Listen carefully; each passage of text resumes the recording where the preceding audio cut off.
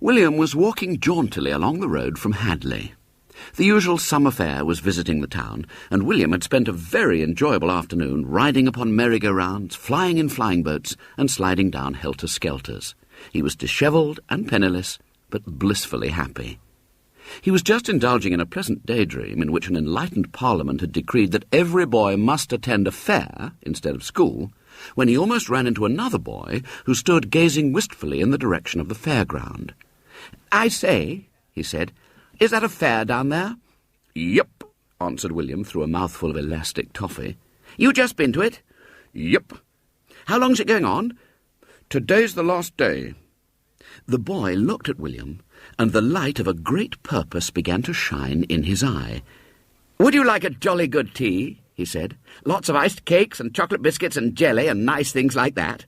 "You bet," said William. "Would you like me to tell you how to get it?" "You bet," said William again. "Well, it's like this. I've come over here by train from Allington to have tea with my godmother, who's staying in Hadley. Well, I jolly well want to go to this fair. You've been to the fair, so if you'll go to my godmother's to tea instead of me, I can go to this fair and have a jolly nice time." "But she'll know I'm not you," objected William. "No, she won't. She's never seen me since I was a baby. She's been living in Australia for years. Go on, she'll give you a jolly fine tea, jelly and trifle and chocolate biscuits and ice cakes." William considered the situation in silence. It sounded simple enough, but he had learnt from experience to distrust situations that sounded simple. The boy gazed longingly down the road in the direction of the fair. "Oh, be a sport," he pleaded. "I'll get into an awful row if I don't go. She'll never know it's not me. She's only come over to England for a visit, so probably she'll never see me again. Go on. She might give you a tip." William was weakening, influenced less by the thought of the tea and the tip than by the strong spice of adventure that the situation contained. "All right," he said. "Tell me where she lives, and I'll do it." The boy gave a whoop of joy, took a letter from his pocket, thrust it at William, and set off at a run down the road towards the fair. "Hi!" shouted William. "I don't know your name." Faintly the breeze brought back a name that sounded like Laurence Redwood, but already the boy was out of sight. William gazed at the letter. It was addressed to Mrs. Maddox, Mount Cottage, East Road, Hadley. He pulled up his socks and made his way apprehensively to East Road.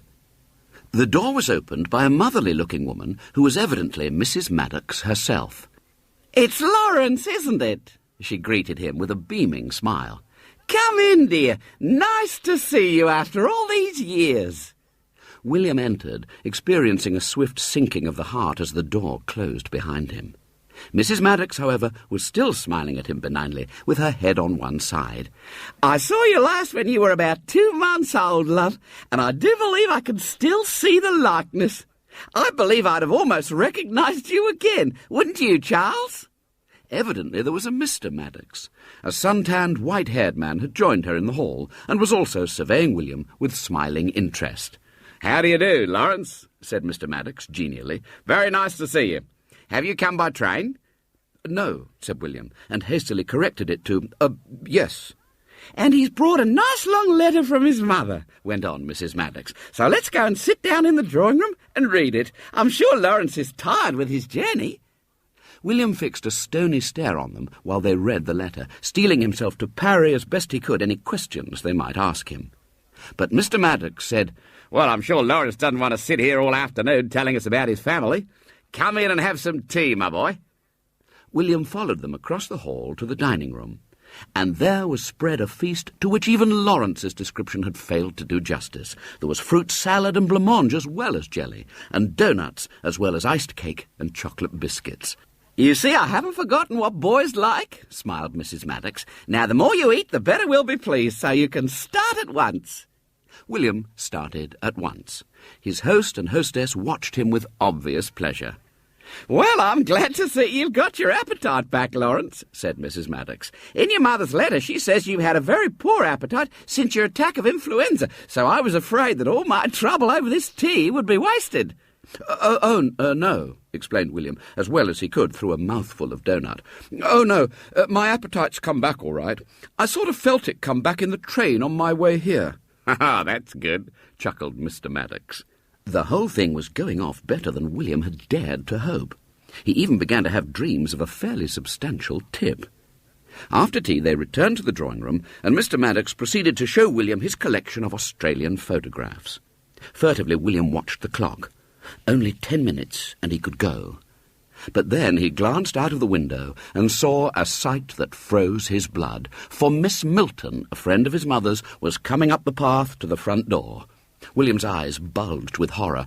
I've got to go now. I've got a train to catch. Now, at once. But he was too late. Miss Milton shook hands with her hostess, explaining that she had a cousin who knew a friend of Mrs. Maddox who had asked her to call. Then she threw a cold glance at William, for relations between them were not cordial, and said, "Well, William, I didn't expect to find you here." William himself was past speech, but Mrs. Maddox said, "Oh, no, this is Laurence Redwood, my godson. He's just come over from Allington to have tea with us." Miss Milton looked at William in indignant amazement. William met her gaze with an utterly expressionless countenance. "But," began Miss Milton, "I could have sworn—" "What did you say his name was?" "Laurence Redwood." "And he's your godson?" "Yes." Her doubt deepened. She could have sworn that it was William Brown. But after all, this woman must know her own godson. She looked at William again. It was astounding, but the last flicker of doubt died away. She must write a letter to the Daily Torch. She must get photographs of the two boys and send them. "Do you know," she burst out, "I know a boy who is the exact image of your godson. His name's William Brown." She turned to William. "Perhaps he's some relation of yours." William, who had now rallied his forces, shook his head. "No," he said, "I've never heard of him." "But it's simply remarkable. I really must bring this boy to you so that you can see the likeness. I'll go straight back for him now. He lives quite close to my home. You really must see these two boys together. It's literally a phenomenon." She shook hands with the bewildered Mr. and Mrs. Maddox and took her departure. "I've got to go now," said William as soon as she had vanished. But at that moment the telephone rang, and Mrs. Maddox went to answer it. "Oh, that was your mother, dear," she said when she returned. "I'm afraid that Sybil's got scarlet fever." "Sybil?" repeated William blankly. "Yes, she's the sister next to you, isn't she?" Yes, yes.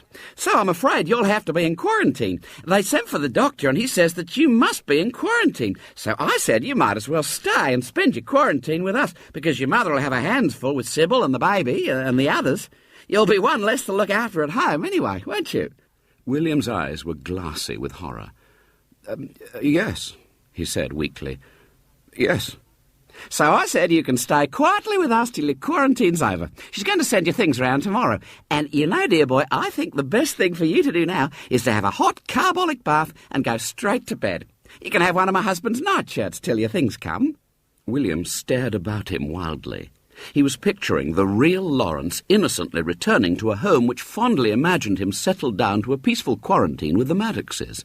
He was picturing his own parents searching for him with anxious fury when he failed to return from the fair in time for supper. There must be some way out of the situation. He still hadn't thought of it when Mrs. Maddox came back to tell him the carbolic bath was ready. He still hadn't thought of it when he sat in bed in a strange room arrayed in one of Mr. Maddox's nightgowns, and Mrs. Maddox stood by him, folding up his clothes. "I'll take him down when I bring up your supper, dear, and give him a good baking." Being left alone in the strange bedroom with no protection against the world but Mr. Maddox's nightgown spurred William on to desperate action. He sprang out of bed, hastily put on his clothes, and, opening the window, swarmed down the drainpipe with a skill born of long practice. The idea of escaping to his own home was a tempting one, but he felt a certain responsibility towards the absent Laurence. He must find him. He set off to the fairground, running so fast that he did not see a woman coming towards him. She caught him by the arm. It was Miss Milton. "I've just been to your home for you, William," she exclaimed, "but they said you hadn't come back from the fair yet. I want you to come with me, dear boy, because I've discovered another boy who bears an almost miraculous likeness to you." She drew him forcefully back to the house from which he'd just escaped. The door was opened by Mr. Maddox. He stared at William in amazement. "Oh, here's Laurence, dear," he called over his shoulder. "It can't be Laurence," his wife's voice replied from the drawing-room. "Laurence is in bed. I've just left him there." "No," said Miss Milton triumphantly. "It's not Laurence. It's William Brown, that boy I told you about. Now, isn't the likeness astonishing?" She turned to Mrs. Maddox, who had now come into the hall. "Literally astonishing?" But it is Laurence," gasped Mrs. Maddox. "No, that's just the astonishing part. It isn't Laurence. You've told us yourself that Laurence is in bed upstairs. Besides, I know this boy well. His mother's a friend of mine. Tell them what your name is, dear." "William Brown," said William, gazing in front of him with a glassy stare. Mrs. Maddox looked at him. "Well, it's extraordinary," she said faintly. You'd swear it was Laurence. Come upstairs and look at Laurence very quietly, because he may be asleep by now, and don't go right into the room because he's in quarantine for scarlet fever." William looked desperately round for escape, but already he was ascending the stairs with Mrs. Maddox in front of him and Miss Milton behind. Softly, Mrs. Maddox opened the bedroom door and peeped in. He's not there," she said. She turned to William. You must be Laurence," she cried distractedly. "But I tell you, I've known this boy all his life," persisted Miss Milton. "His name's William Brown." Suspicion was changing to certainty in Mrs. Maddox's eyes. "Well, all I can say is, he's the boy who—" William saw that there was nothing for it but flight. He plunged down the stairs. The front door was open, but a boy stood there blocking his way. The boy grabbed him. "I say, where are you off to?" he said. He no longer looked neat and debonair. He looked dusty and dishevelled, as befitted a boy who had spent the afternoon gloriously at a fair. But it was indubitably the real Laurence. Mrs. Maddox and Miss Milton had now arrived on the scene. The boy was making profuse apologies to William. "I'm terribly sorry to come barging in and messing everything up like this," he said, "but I've spent all my money at the fair and lost my return ticket, so I simply had to come." Mrs. Maddox raised her hand to her head. Well, who is this boy?" she said in a faint voice. "I'm Laurence Redwood," said the newcomer. "Then who," said Mrs. Maddox, pointing to William, "is this boy?"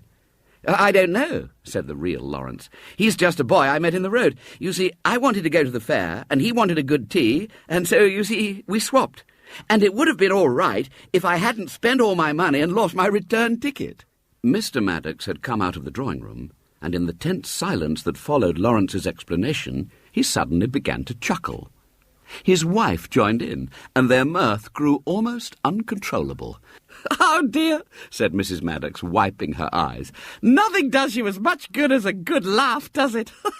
Well, that's the best tale I've heard for a long time. No, it wouldn't have been all right, Laurence, because Sybil's got scarlet fever, and you've got to stop here a bit till your quarantine's over." "Oh, well, that's all right," said Laurence, who was evidently something of a philosopher. He turned to William. "How did you get on?" Mr. Maddox began to chuckle again. "He got on beautifully," he said. "So your name really is William Brown?" said Mrs. Maddox to William. "Yes." Well, you took us in nicely. I shall never forget it as long as I live. Now come in, all of you, and have supper. There's a cold chicken, and William didn't finish all the trifle and jelly at tea time, though he did his best. I'll ring your mother and tell her, William. Will you stay to supper, Miss Milton?" "No, thank you," said Miss Milton coldly. She was feeling distinctly annoyed by the discovery of the identity of William and Laurence. She had been looking forward to her first appearance in print, and had got a really striking letter on the subject of doubles already put together in her mind for the Daily Torch. They stood at the door, watching her prim, irate figure till it had disappeared from view. Then Mr. and Mrs. Maddox began to chuckle again, and Laurence and William joined in.